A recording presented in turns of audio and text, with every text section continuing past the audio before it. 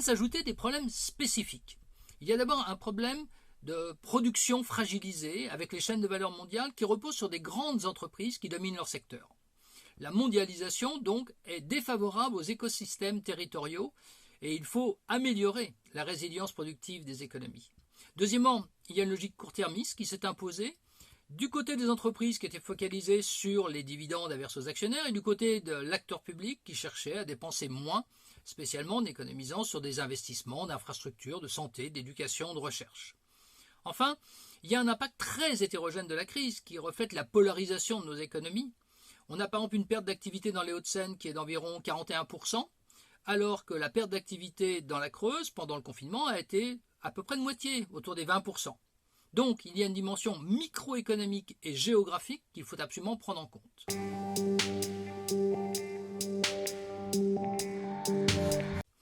Et donc, les solutions que l'on peut envisager doivent prendre ces différentes dimensions dans la perspective ici des actions à engager.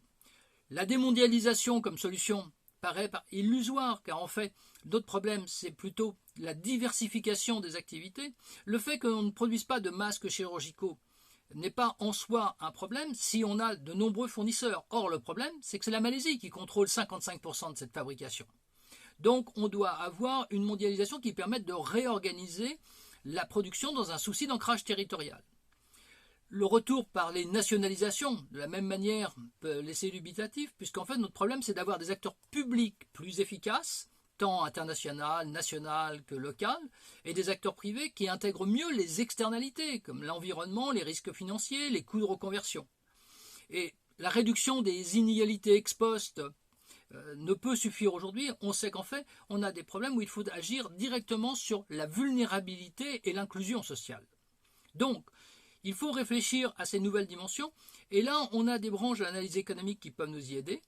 La gestion des communs nous amène à l'économie politique, les initiatives sur les territoires à l'économie géographique, la réorientation vers la transition environnementale à l'économie de l'environnement, et les problèmes de relance avec logique inclusive, entre autres avec l'économie comportementale, peut nous orienter.